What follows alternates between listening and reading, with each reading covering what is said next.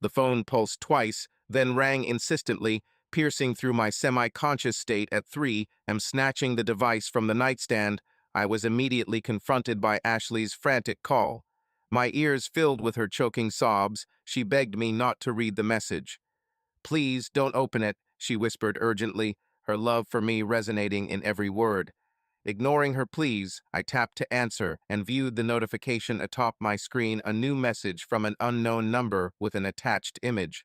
I swiftly opened the attachment, and the disturbing picture seared into my mind instantaneously like a hot brand on sensitive flesh. Ashley, clad minimally with an unfamiliar piece of lingerie, perched atop another man, her face contorted into a feral, ravenous expression I hadn't witnessed aimed at me in years. The man's visage was partially exposed, younger than myself, sporting muscles tensed from gripping her hips so tightly it caused her skin to ripple. The situation worsened as another message arrived. A video. I clicked play, my ill part compelled to confirm the blow. The room echoed with her voice, her moans, her vulgar speech, words she once whispered in the shadows, but now shouted at someone else, someone not wearing my wedding ring, someone indifferent to the fact that they were betraying a husband waiting at home like a fool. In the backdrop of the video, I could see a hotel clock flashing, the date marked in the corner. Tonight, merely hours passed. As I sat at home, believing she was indulging in face masks and drinking wine with her sister, she was instead joyfully entwined with a stranger. A chill swept through me first, followed by an uncontrollable rage akin to countless burning ants crawling beneath my skin. Lowering the phone from my ear, I stared into the gloom of the bedroom, feeling the room spin. On the other end of the line, Ashley continued to sob, plead, and struggle to keep me from falling off the edge. I ended the call. I craved quiet, fresh air, anything but her presence. In a hurry, I threw on whatever clothing was at hand, no socks, mismatched sneakers, and stormed out of the house, the door slamming so violently it reverberated through the windows. The chilly night air greeted me like a harsh slap. I stood there on the porch, my fists clenched, chest heaving, struggling to synchronize my thoughts with my body as I gazed up at the black expanse of the sky. The deception weighed heavily on me like a lifeless burden.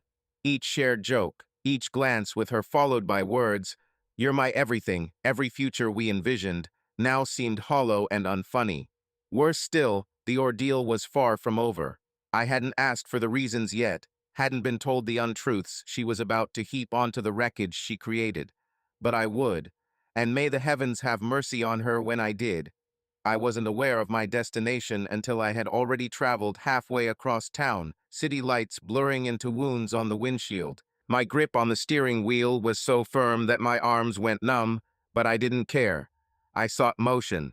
Remaining still would mean thinking, and I wasn't prepared for that yet. Somewhere between the gas station and an abandoned mall, my phone buzzed again. Ashley. Another call. I allowed it to ring until it ceased. Then another message. "Mike, please return home. We need to talk." I could provide an explanation. I never intended for this to occur. What is there to understand? She acted as if she were a starved teenager, riding another man while I was working excess hours to save for our dream trip. Her moans and claws on a stranger were like those of a possessed woman, all the while telling me she was tired and needed space. I chuckled, a genuine, shattered, hideous sound that even scared me. I eventually parked in an empty lot, shut off the engine, and sat there gasping as if I'd run miles. I stared at the last few texts she'd sent over the past week, now reading like jokes to me. "Love you, babe heart. Can't wait to see you when I return. You're the best thing that ever happened to me." Was I? Was I the best thing, or merely a safe choice? A mat for her to return to once she'd scratched her itch? My phone buzzed again, and something within me broke. I answered. "Mike, please listen," she pleaded immediately, voice trembling and pitiful. I didn't speak a word. "I heard what you said. You don't comprehend," she panted. "It was a blunder. I didn't know what I was doing. I was intoxicated. It was a foolish challenge. It held no significance, Mike. You have to trust me on this. It meant nothing. Someone seemed to care enough to record it and disseminate it to me like an explosive dropped right in my path." Yet I remained quiet. I wanted her to feel the silence. I wanted her to drown in it. She continued to reason, offering one excuse after another, like a desperate criminal trying to construct a time machine from their fabricated stories. He's insignificant. It's not serious. I was thinking about you the whole time. I swear by God, Mike, please, come home. Her sobs seemed genuine, but so did her laughter in that video. When she realized I wouldn't respond, she grew angry. Her demeanor changed abruptly, like a switchblade revealing itself in the dark. Very well. If you're going to act like a child, perhaps you're not the man I thought you were. The authentic Ashley concealed beneath the baby I adore you and you're my universe flattery. I ended the call. My fury erupted. I pounded my fist into the steering wheel until it blared a piercing horn, echoing through the vacant night. I didn't cease until my knuckles split open, until agony surpassed the turmoil within me. I glanced at my wounded hand, and all I could contemplate was, this is what loving her cost me. Blood, silence, ash remnants where my future once bloomed, and from the depths a sinister voice murmured, "You're merely warming up." By the time I parked in the driveway, the sky had begun to bleed gray with the first stirrings of dawn. For a moment, I remained stationary, engine humming, staring at the front door as if it were some sort of gullet ready to engulf me. Her car was there, naturally. She was prepared for me, possibly rehearsing her script, selecting the ideal lies, the perfect amount of tears, the right angle to tilt her head so I might still, somehow, feel compassion for her. Stopped the engine, pulled firmly on the steering wheel, bracing for the impending event, and exited. The porch light flickered above, fittingly. Upon entering, the house smelled odd, not like home, but fear, fake vanilla candles, and despair. Ashley was in the living room, barefoot, her hair disheveled, makeup streaked from crying. She gripped a crumpled tissue tightly, as if it offered protection. The instant she saw me, her face contorted again, and she ran towards me, arms outstretched, as though expecting this was some film where I'd catch her and resolve everything. I retreated. She halted mid-stride. Her mouth opened, but silence filled the gap for a moment. Then she unleashed a torrent of lies. "Mike, I swear by God, it wasn't premeditated. I didn't know him. He just happened to be there. It was an accident. I felt nothing. It held no significance. Believe me, please." I remained expressionless. "Who is that?" I queried softly, my voice barely above a whisper. Her lips parted and closed like a fish gasping for breath. Then, "He's nobody. Merely someone from the bar. I don't even know his last name." Yet, I could discern her deception in her evasive behavior, the way her eyes darted nervously, the slight tremble in her voice. She was fully aware of who he was, and she continued to mislead me. Even now, when she had nothing left to hide.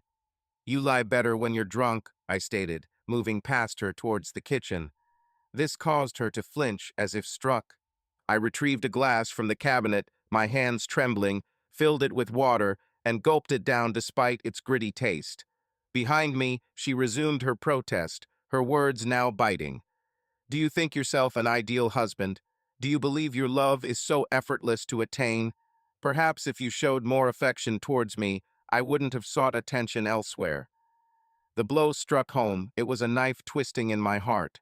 She expressed no remorse. She blamed me. Turning slowly, I held my glass tightly. "Apologize for your infidelity?" I asked, my voice cool and measured. "Is that the tactic we're employing now?" She seemed on the verge of agreeing. Instead, she wailed louder than before, as if amplifying her tears could erase her actions. "I was drunk, Mike," she sobbed. "I didn't mean for it to happen. You don't understand. I felt unwanted, invisible." A harsh, painful laugh escaped me. "You are the entirety of my universe, Ashley. I sacrificed birthdays, anniversaries, social gatherings for you. And this is how you repay me by sleeping with some stranger in a hotel room." She flinched again, which was satisfying.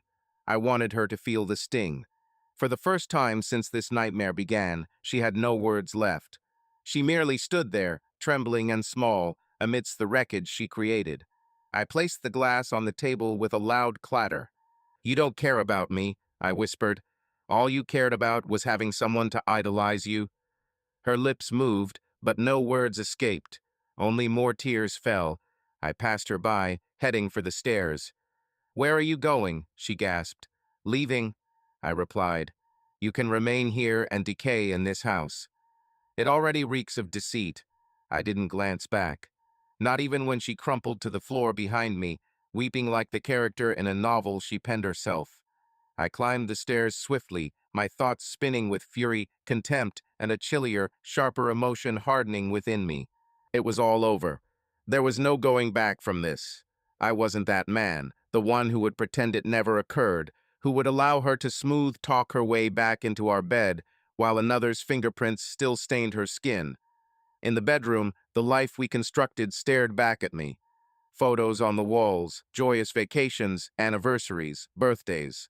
The bed we selected together, the plush throw blanket she persistently advocated for, the small dresser I manually assembled. Now everything was permeated with deceit. Everything carried the odor of another's perspiration. I violently pulled the largest travel bag from beneath the bed and began dumping clothes into it recklessly. Not delicately, not carefully, handsful at a time, as if the speed at which I acted would help remove her contamination faster. From downstairs, I could still hear her sobbing. Yet there was something else too, the soft, rapid sound of her texting. I paused for a moment. Then something vile stirred within me.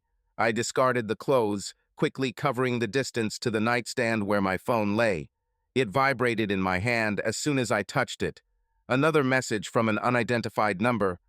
"Hey mate, don't hold her accountable too harshly. She's merely a woman seeking genuine affection. Get rid of her." I stood there, panting heavily, seeing red. It wasn't just a drunken blunder. It wasn't a single error. This was a blatant insult. She ridiculed me, scrolling down to find another message waiting. She said I was incredibly dull, emojifying it with tears of joy. Something within me shattered completely. I stomped back downstairs, my footsteps echoing loudly enough to make the picture frames tremble. Ashley sat huddled on the couch, clutching her phone like a lifeline. As soon as she saw me, hope flashed in her eyes, desperation evident. "Mike, please, just sit down and let's discuss this rationally," she pleaded. I understand I might be overstepping, but I hurled my phone onto the coffee table forcefully, causing it to skid across and knock over a coaster. "Speak to your lover," I snapped, my voice menacing. "He appears to have an opinion about our marriage," draining the color from her face as if someone had pulled the plug. "You're messaging him," I accused. "At this moment, begging him to do what? Keep silent? Console you? No, it's not like that. Mike, please." "You're astonishing," I retorted, voice low and dangerous. "You can't feign remorse for 5 minutes before returning to the man you allowed into your intimacy." She stumbled over her own feet, her hands shaking. "It's not as you think, Mike. He's lying. I swear he's lying. I'm just trying to mend this. I'm trying to safeguard us." "Us." I spat back. "There is no us. You annihilated us the moment you opened your legs for him." Her words hit harder than any physical blow could. Good. She deserved it. She deserved to feel it as it penetrated her, just like the knife she plunged into my back. For a long moment, we just stared at each other. Two strangers, two adversaries, standing amidst the debris of a marriage neither of us remembers anymore. Eventually, she whispered, voice quivering, "Mike, please, don't go. Please. I'll do anything." I looked at her, a woman I once would have sacrificed the world for, feeling nothing now. "You've already done enough."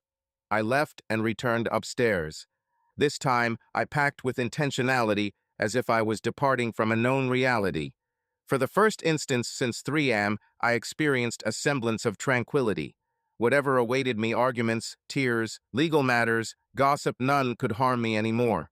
Ashley had done the unthinkable already. Yet I endured it. With determination, I stuffed the final items into my duffel, zipping it with such force that the zipper protested loudly, and hung it over my shoulder. The burden felt right, heavy, tangible. A testament to my exit, even if all I had was clothing and whatever remnants of dignity Ashley hadn't destroyed. As I descended the stairs, I noticed her there, huddled on the couch arm like a wounded dog. Her eyes bore into me as soon as I entered, filled with desperation. She sprang up, obstructing the front door as if her petite frame could actually bar my path. Mike, pray. Pray don't go. We can mend this. We can fix it. We could seek therapy. Alternatively, she suggested, I'll block his number. I'll do anything. I'll change. It almost felt comical. A week prior, those words would have shattered me. Now they seemed trite, as if plucked from a fortune cookie. I set the bag by the door and folded my arms, fixing her with a steady gaze. You don't truly repent, I said. You regret getting caught. Her mouth opened to contest, instinctively perhaps, but then she fell silent. A momentary flash of Ashley revealed itself, not the tearful, desperate one, nor the pitiful facade for sympathy. The calculating, self-centered one, the one who chose this path. You speak the truth, she murmured. I don't feel remorse. I blinked. Her sudden defiance seemed to catch her off guard, as if she had hoped to provoke a response from me. You were mundane, Mike, she hissed, venom now oozing from her words. You lost your allure a long time ago. Your life revolved around work, bills, and saving for a future I no longer desired. Every word felt like a blow to the chest, not because it hurt, but because it exposed her transformation. Did fucking some insignificant man resurrect your life? She sneered. At least he made me feel desired. And there it was. The fatal blow. The last dagger driven deep. For an instant, the world swayed. A torrent of pure, searing anger surged through me so violently, I almost took a step forward before I steadied myself. I could have shouted, could have thrown something, shattered the table, punctured a hole in the wall like a stereotypical scene from bad films. Instead, I did the unexpected. I laughed. A guttural, resonant, empty laugh that reverberated through the room and made her flinch. You believe he wants you? I said, shaking my head. He wanted a body, a simple, convenient conquest, and you offered yourself to him. Congratulations, Ashley. Her countenance soured momentarily before she restored it to its harsh, resentful facade. Depart, she spat venomously. Should you be so flawless, go. No force can impede you, I responded, snatching my bag and thrusting the door open violently. The morning sun struck me squarely in the face, intense and blinding. In the background, a door was heard slamming shut with an echoing bang, like gunfire. Excellent, I thought to myself, refraining from looking back even once. The only thing I permitted myself was a deep, shuddering breath as I stood on the porch, feeling the biting cold morning air upon my skin. I had achieved freedom, bruised, fractured, enraged, but free, and within me a new notion sparked to life. This wasn't an ending, it was a beginning, my beginning. The moment my feet touched the sidewalk, it felt as if a reset button had been violently pressed on my life. But it wasn't pristine. Liberation isn't packaged neatly. Soaked in blood and disgrace, my mind churning with 1,000 unanswered questions about the recent chaos, I tossed my bag into the trunk, closed it forcefully, and settled into the driver's seat, gazing at the steering wheel as if it held some mysterious guidance. When your life crumbles at 3 a.m., where do you go? With no plans, no nearby friends to seek refuge with, and family ties too tangled for comfort, I simply drove aimlessly, with miles blending into more miles, the road appearing like an escape route I wasn't sure I deserved. Eventually, I found myself at a seedy motel on the town's outskirts, the kind of place that would usually be ignored unless one was desperate or fleeing something. The clerk didn't bat an eye when I paid in cash. He just slid me a key without uttering a word. Room 107 reeked of bleach and poor choices. I tossed my bag onto the ground and perched on the bed's edge, resting my elbows on my knees as I cradled my head in my hands. And then it struck me. The anticipation, the deception, the repulsive reality that no matter how many steps I took away from that house, she remained entrenched within my mind. Her laughter, her touch, the way she once nestled against me at night, whispering that I was her sanctuary. Now, all of it tainted, all of it false. For hours I stayed there, not weeping, not yelling, merely existing, like a phantom within another's flesh. My phone vibrated inside my bag. I chose to disregard it. Buzz, buzz, buzz. I eventually fished it out and checked. There were 20 missed calls, 14 voicemails, and 35 text messages, all from her. I didn't even consider opening them. I erased every single one without listening or reading. If she wished to plead, if she desired to rage, if she sought to play the victim, she could do it to the barren walls of that house. Not to me. Not any longer. I contemplated blocking her. Frustrated, I contemplated discarding the phone from the window. Instead, I initiated an empty message and wrote, "It's over. Don't reach out to me again." I pressed send, blocked her number, blocked her on every plausible app. A decisive action. It didn't offer fulfillment or victory. It merely seemed essential. The initial move towards a life I hadn't dared to envision, a life without Ashley. A life where I wasn't her backup, her safety net, the ordinary man she tolerated until a better option appeared. And in that wretched motel room, filled with the taste of dust and faded aspirations, I swore to myself, I will never allow anyone to make me feel insignificant again. Never. The dawn struck me like a blow. No dreams, no respite, just the same dismal motel walls and a throbbing headache that felt ingrained in the back of my skull. I rose slowly, squinting at the grubby light seeping through the soiled curtains. Today wasn't about emotions. It was about taking control. Today centered around the topic of separation. Before brushing my teeth, I searched for a lawyer online.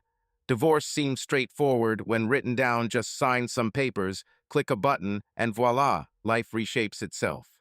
However, in truth, it's like tearing out portions of your own flesh that were entwined with another's. The receptionist at the law office answered after the third ring. Professional yet empathetic, not artificial or frosty, which required minimal explanation from me. Proof of infidelity, affirmative, evidence, screenshots confirmed twice over. They scheduled an appointment for later in the day. No time to ponder. No room for self-doubt. Fittingly so. I hastily donned yesterday's attire, grabbed my keys, and returned to what was once our home because there was one final task I had to complete before I laid Ashley to rest, removing my name from the house, the joint bank account, and the exasperating Netflix subscription. She wasn't going to receive an extra penny beyond what she rightfully deserved, which, unfortunately, was none. As I drove down the street, I saw her car parked in the driveway, naturally. A part of me questioned if she had even slept or spent the night wandering and rehearsing new deceptions for me. Irrelevant. I wasn't there to converse. I parked on the opposite side of the street, my heart racing though my expression remained unyielding. I sent her a text message, "Coming in for my documents. Don't speak to me." A minute later, the door squeaked open. She was standing there, barefooted, wearing an old hoodie of mine, looking unusually small. I didn't acknowledge her presence as I walked by. Straight up the stairs, directly to the file cabinet in our shared office. I pulled out everything. Birth certificates, marriage license, laughably ironic, bank statements, insurance papers. All the connections that needed to be severed decisively. She lingered at the foot of the stairs, softly calling my name like a spirit. "Mike, please." I chose to disregard her appeal. Her voice pierced through, as sharp as a poisoned arrow. "Are you truly going to forsake everything due to one error? One sole misstep?" It was stumbling over a crack in the sidewalk, similar to a video arriving on my phone at 3 in the morning showcasing her affectionately writing another man. I descended the stairs with deliberate slowness, each step meticulously placed. I discarded the pile of papers into my bag. Then I locked eyes with her. "You didn't merely commit an error," I said calmly. "You made a decision." Repeatedly, her face contorted with anger, shame, and fear, all fighting for dominance. "You believe yourself to be faultless," she retorted, venom once again flowing freely. "You think you'll find someone superior to me?" I returned a chilly, empty smile. "I don't require better," I said. "I merely seek different. Someone who doesn't regard loyalty as an optional feature." That silenced her. For a lengthy spell, we remained motionless, two individuals who had vowed to die for one another, now seemingly unfamiliar acquaintances examining the remnants. Eventually, without uttering another syllable, I wheeled around and departed through the entrance. This occasion, when it echoed behind me, it didn't resonate like a gunshot. It reverberated like a door sealing forever. The law firm was a modern glass structure in the city center, sterile and buzzing with the hushed, threatening aura of individuals who dismantle lives for a living and bill you accordingly. I didn't take a seat in the reception area. Instead, I paced restlessly. My arms were folded across my chest as my thoughts raced. As they eventually summoned me, the lawyer, Mr. Coleman, eschewed idle conversation. I sniffled, motioned towards the chair opposite his colossal oak desk, and shoved a yellow notepad toward him. "Disclose everything," he said. Thus I did, without embellishments, with no sense of pride to preserve. I relayed details about the calls, the video, the correspondences from the man she was unfaithful with. I displayed my phone on the desk as if showcasing proof at a crime scene, yet he remained unfazed. "You've put yourself in a favorable position," he stated, leafing through papers. "Irrefutable adultery. We can pursue an advantageous agreement. No alimony. You can claim the house if you desire it. She departs with her initial belongings, which, according to your information, were not substantial." The bluntness of this revelation almost brought a smile to my lips. 7 years of marriage, 10 years of memories condensed into assets and checklists. Brisk, precise, exactly what I required. We drafted the initial divorce documents right there. Rapid filing for divorce on grounds of infidelity. I signed the small X without hesitation, my hand steady. It seemed medical, like removing a decaying limb before decay spread further. By the time I departed the office, it was early afternoon. The sun shone intensely, people hurrying by, leading their ordinary lives. It was almost offensive how indifferent the world appeared that mine had just imploded. Without thinking, I glanced at my phone. No fresh messages from Ashley. Instead, there was a new, unfamiliar message, this time from an unknown number. I hesitated, my thumb hovering over the screen. A faint, resentful voice echoed. Could this be more deceit? My curiosity got the better of me. I opened it. "Hey, what's up? We need to chat." He had lied to both of us. Attached was a selfie, and yes, it was him, the same man from the video. The one who destroyed my marriage with his own hands, showing no remorse. For a fleeting moment, fury surged through me so intensely it distorted my sight. But then, something about that message lingered in my mind like a splinter. He had lied to both of us. Both. Was I just another plaything for her? Another fool she manipulated while I strived to create a future? A part of me considered deleting the message, erasing the number, and walking away.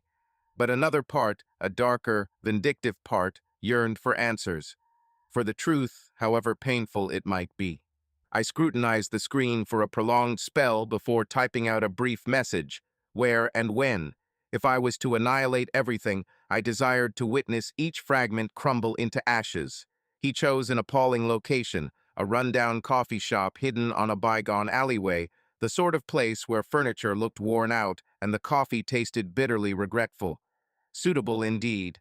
I arrived first, settling in a booth facing the entrance, my back pressed against the wall, acting on an innate impulse. 10 minutes elapsed before he entered. Yes, it was him, tall, muscular physique, arrogance emanating from every step. The type of man who believed his six-pack and tattoos granted him invincibility. However, in person, he no longer appeared self-assured. Instead, he seemed edgy and jittery. He eventually sat opposite me, refraining from ordering anything, merely leaning forward. "Mike, correct," he muttered softly, eyes lowered.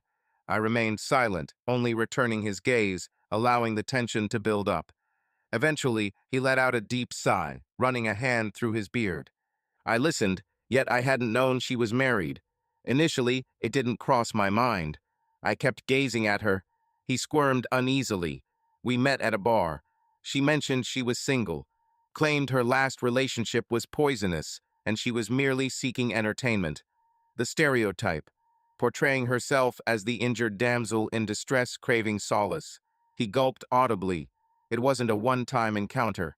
My teeth gritted. "I believed we had something genuine," he murmured, tinged with bitterness. I only discovered about you when I spotted the framed wedding photo on her dressing table. Dressing table.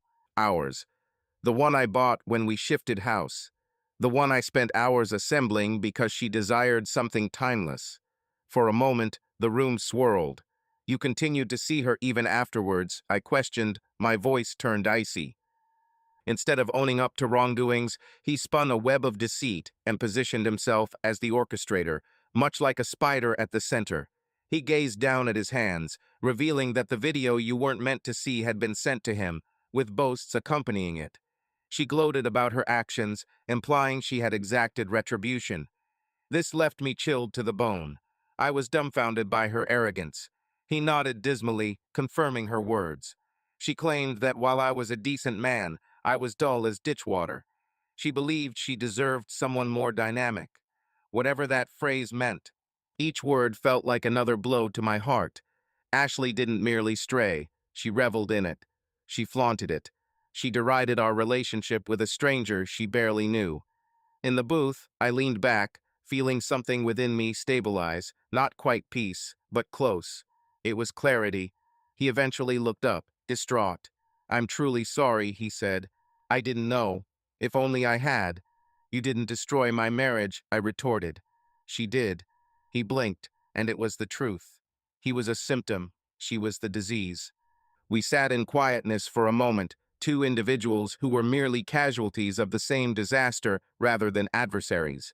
Afterwards, I rose. I expressed no ill feelings, but requested he keep his distance from my existence. He nodded, evidently ashamed. I departed without glancing back. The sun was descending, casting a blood-red glow over the shattered city. Appropriate, I mused. Everything seemed to be decaying. However, something new, something harsher, more resilient was stirring within the embers of my being. For the first time in a while, I wasn't terrified of what lay ahead. The motel room felt altered when I returned that evening. The metal scent had turned pungent with bleach, and the cheap soap still carried a lingering odor from the damaged lamp in the corner, but something within me had changed. Perhaps it was due to his candidness. Maybe it was because I saw Ashley for who she truly was. Or perhaps it was simply acknowledging that despite the pain I endured. Perched on the bed's edge, I gazed at my filled duffel bag and acknowledged that I was no longer fleeing, but embarking anew. This fresh start wouldn't be tidy or swift. Life's hard lessons often leave behind rough scars, ones that snag on clothing unexpectedly and bleed when you least anticipate it.